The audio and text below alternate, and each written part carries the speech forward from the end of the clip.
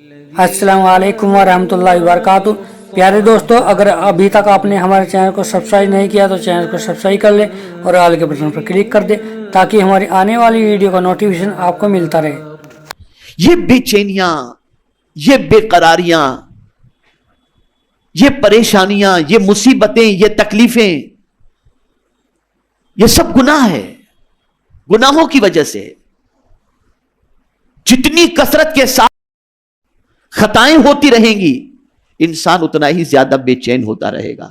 मेरे प्यारे आका सल्लल्लाहु ताला अलैहि वसल्लम के प्यारे दीवानों, इसीलिए हुजूर सल्लल्लाहु अलैहि वसल्लम ने इरशाद फरमाया कि अल्लाह अज़्ज़ वजल किसी भी गुनाह के एवज के अंदर परवरदिगार जल्ल जलालहू उस गुनाह को मिटाने के लिए उसे तकलीफ में गिरफ्तार भी करता है, और कोई तकलीफ बगैर गुनाह के आती नहीं है। औलिया किराम को अगर तकलीफें आई, वो एक आजमाइश के मरहले में थी, इसलिए कि उनको आजमाइश के जरिए उनके दर्जात को लोगों के सामने उजागर करना मकसूद था।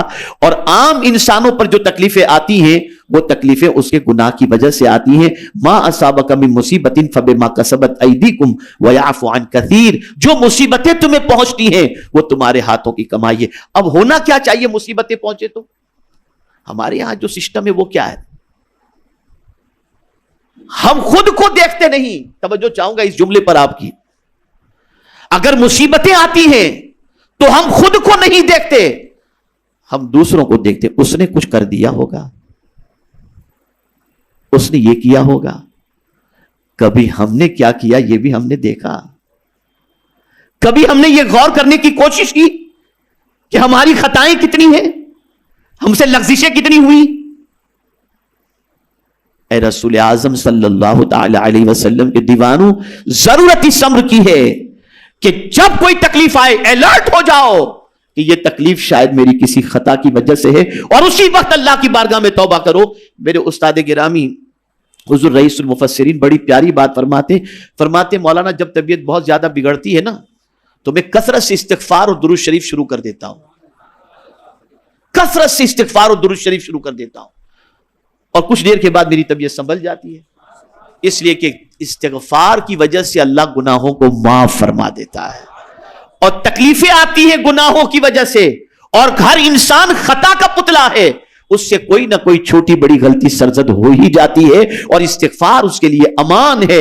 आप जिंदगी में करके देखो, तबीयत खराब हो, परेशानी आए, मुसीबत आए, तकलीफ आए, माफी मांगना शुरू करो, अल्लाह रब्बुल इज्जत जल्ल जलालहू मुसीबतों की छुट्टी फरमा देगा। इस्तिग़फ़ार तो करो। लेकिन हमारा सिस्टम सेट हो चुका है, उसने किया होगा, ये किया होगा, फलां हुआ होगा, हमें अपनी खताएं नजर नहीं आती। इसमें भी कोई शक नहीं कि आज के माहौल के अंदर ये बहुत ज्यादा हो रहा है। मैं इस पर मजीद तबसरा करना नहीं चाहता, लेकिन मैं जानता हूं इस वक्त दुनिया के अंदर जो शरारतें हो रही हैं, इस वक्त जो कुछ हो रहा है, ये किसी से ओझल नहीं है। लेकिन हमें अपने एहतसाब की जरूरत है। मैं फिर आज आपसे कहूंगा, थोड़े से होश के नाखून लो। वो दिन बहुत करीब है आखिरत का, अब बहुत दूर नहीं है। बल्कि मुफस्सिरीन और मुहद्दिसीन तो फरमाते हैं कि क़यामत तो उसी वक्त वाक़े हो गई, समझ लो। आखिरत का दिन उसी वक्त आ गया जब मुस्तफ़ा जान रहमत इस दुनिया से तशरीफ ले गए। आप सोचिए कि उनकी सोच थी। बहुत सख्त दिन है आखिरत का, क़यामत का दिन बहुत सख्त है, बहुत सख्त है, और हमारे पास उसकी कोई तैयारी नहीं। हम पूरी जिंदगी को खपा रहे हैं इसी दुनिया के लिए। दुनिया के लिए करो, ये नहीं कि कारोबार छोड़ दो, ये नहीं कि आप जो है मुलाजिमत छोड़ दो, नहीं, सब करो, लेकिन ऐसी दुनिया न कमाओ जिससे आपकी आखिरत खराब हो।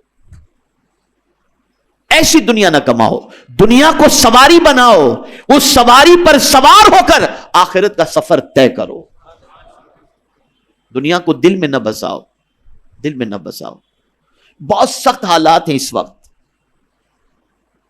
बहुत सख्त हालात है। आपने देखा होगा सोलार सिस्टम चल रहा है, सूरज की रोशनी को जो है वो अखज़ किया जा रहा है, उसके जरिए सारे काम हो रहे हैं। आहिस्ता आहिस्ता गर्मी बढ़ती जा रही है, और ये गर्मी क्यों बढ़ती है आपको मालूम है? हदीस मुबारका में जहन्नम साल में 2 मरतबा सांस लेता है, 2 मरतबा, और जब वो सांस लेता है तो दुनिया में गर्मी बढ़ जाती है। ये हदीस शरीफ के अंदर है। तो जब इतनी गर्मी बर्दाश्त नहीं होती जहन्नम के सांस लेने की, तो जहन्नम की गर्मी कौन बर्दाश्त कर सकेगा। अब उस जहन्नम से बचने के लिए हुजूर ने क्या नुस्खा अता फरमाया, सुनिए। रसूल करीम सल्लल्लाहु अलैहि वसल्लम ने इरशाद फरमाया, जो शख्स कसबे हलाल से एक खजूर भी सदका करता है, हलाल की कमाई से एक खजूर भी सदका करता है, अल्लाह ताला उसे कबूल करके जैसा कि उसकी शान है अपने दाएं हाथ में ले लेता है, फिर उसकी नुशो नुमा करता है, यहां तक कि वो पहाड़ की तरफ बड़ा होता है। यानी सदका हमने एक खजूर का दिया था, अल्लाह ने उसे पाल कर पहाड़ की तरफ बराबर बड़ा कर दिया, पहाड़ जितना बड़ा कर दिया, यहां तक कि वो पहाड़ की तरह बड़ा हो जाता है। हुजूर ने हजरत अबू हुरैरा रदी अल्लाह तआला अन्हु को इरशाद फरमाया, किसी नेकी को हकीर मत समझो, और कुछ न हो सके तो अपने भाई से खंदा पेशानी के साथ मुलाकात कर लिया करो, कि मुलाकात के वक्त तुम्हारी पेशानी पर बल न हो, बल्कि मुलाकात के वक्त तुम्हारी पेशानी खंदा हो और तुम्हारे मुंह पर मुस्कुराहट मौजूद हो। ये मुस्कुराहट के साथ मिलना भी रसूल आज़म के फरमान के मुताबिक सदके का सवाब है। और उम्मुल मुमिनीन हजरत आयशा सिद्दीका रदी अल्लाह तआला अन्हा से सरकार फरमाते, ए आयशा, हो सके तो खजूर की एक गुठली भी सदका कर दिया करो, इसलिए कि सदके से अल्लाह का गज़ब ठंडा होता है और सदके से अल्लाह अज़्ज़ व जल जहन्नम की आग से बचा लेता है। ये तरीके हुजूर ने अता फरमाए, ये रास्ते हुजूर सल्लल्लाहु अलैहि वसल्लम ने अता फरमाए। मेरे प्यारे आका सल्लल्लाहु ताला अलैहि वसल्लम के प्यारे दीवानों, हजरत अनस फरमाते हैं कि जब ये आयत नाजिल हुई, कौन सी आयत, फमन यअमल मिस्काल ज़र्रतिन खैरन यरा वमन यअमल मिस्काल ज़र्रतिन शर्रन यरा, तो हजरत अबू बकर खिदमत अक़दस में हाजिर थे और कुछ खा रहे थे। ये बात सुनकर खाना छोड़ दिया, ये बात सुनकर खाना छोड़ दिया। अर्ज किया, क्या हम अपने तमाम नेक और बद आमाल को देखेंगे? हुजूर सल्लल्लाहु अलैहि वसल्लम ने फरमाया, इस दुनिया में जो तुम्हें तकलीफ पहुंचती है ये तुम्हारी खताओं का नतीजा है, और तुम्हारी नेकियां महफूज रखी जाएंगी और कयामत के दिन तुम्हारे हवाले कर दी जाएंगी। नेकियां महफूज कर दी जाएंगी और कयामत के दिन वो नेकियां हवाले कर दी जाएंगी। अब आखिरत की याद के सिलसिले में क्या होना चाहिए, तो हजरत अबू सईद खुदरी रदी अल्लाह तआला अन्हु रिवायत करते हैं कि हुजूर सल्लल्लाहु अलैहि वसल्लम ने फरमाया, बीमारों की इयादत करो,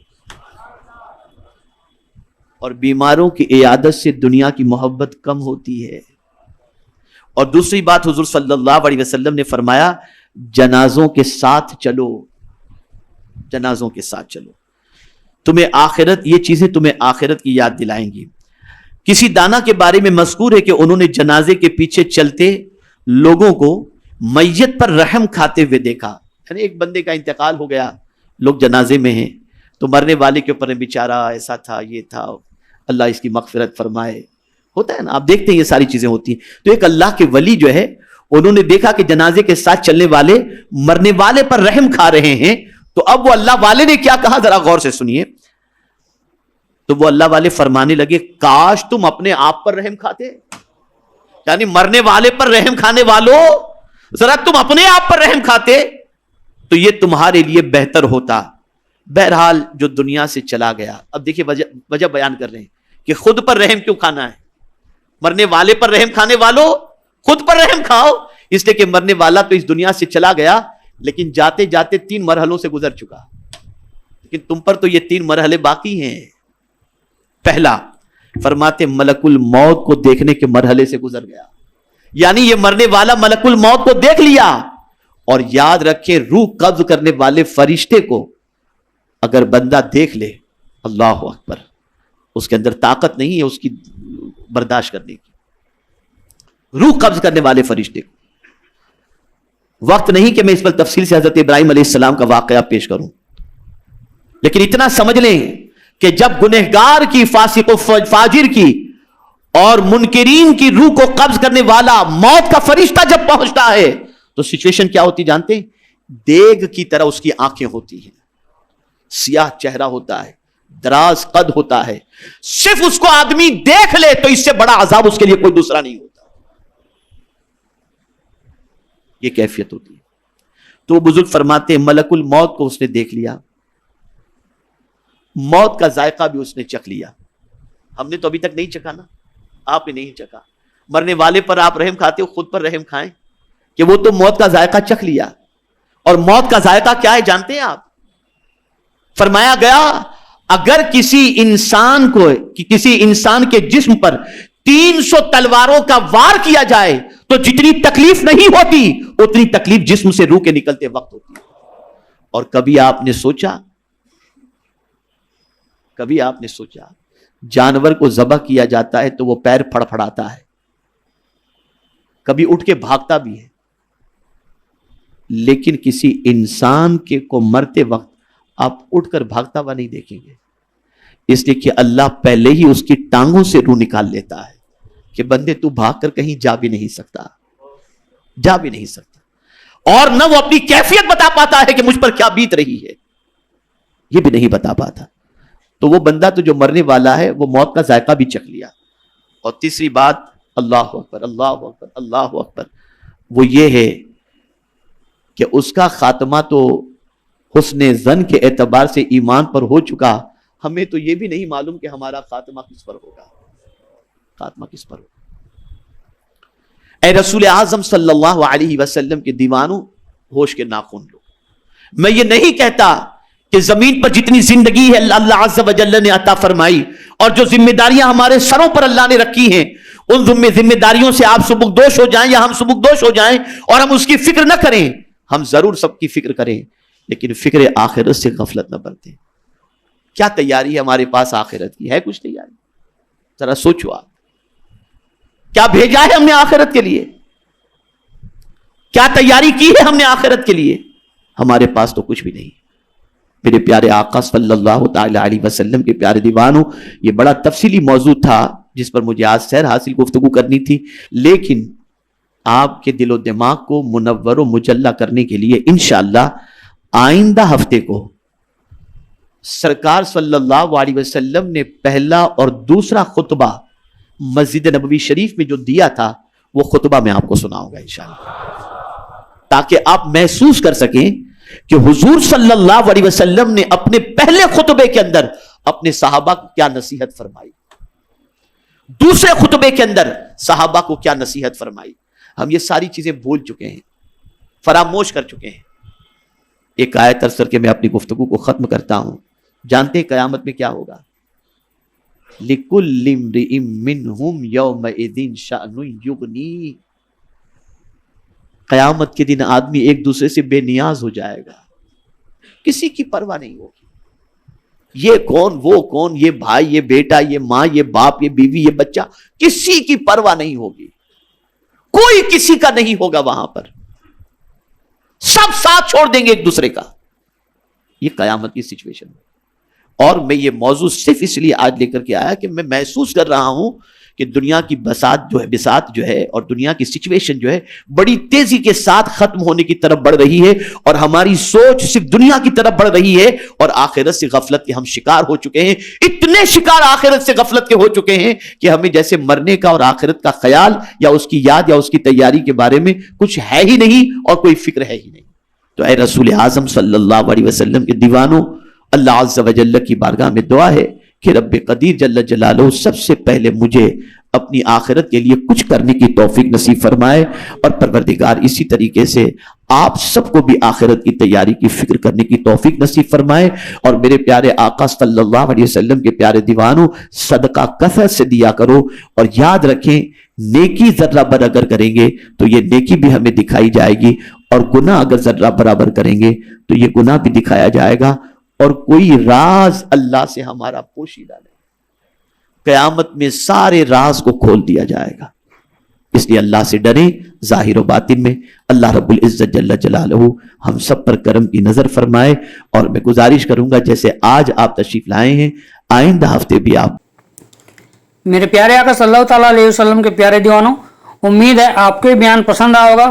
تو ویڈیو کو لائک کریں اور اپنے دوستوں میں رشتہ داروں میں شیئر ضرور کریں تاکہ ان کے عمل میں اضافہ ہو سکے اور ثواب دار حاصل کر سکے.